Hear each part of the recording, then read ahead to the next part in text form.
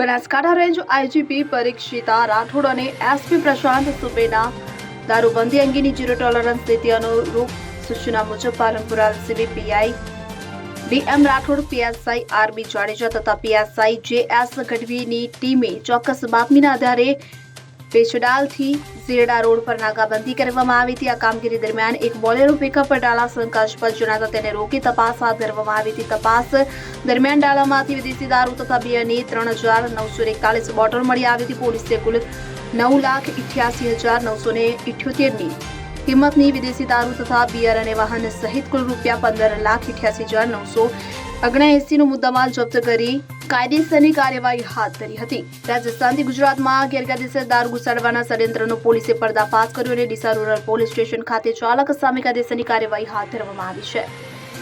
હવે જુઓ દેશ દુનિયાની તમામ ખબરો તમારી આંગળીના ટેરવે. ઉઠાવો મોબાઈલ અને ગૂગલ પ્લે સ્ટોર પરથી ડાઉનલોડ કરો અમારી CN24 ન્યૂઝ મોબાઈલ એપ.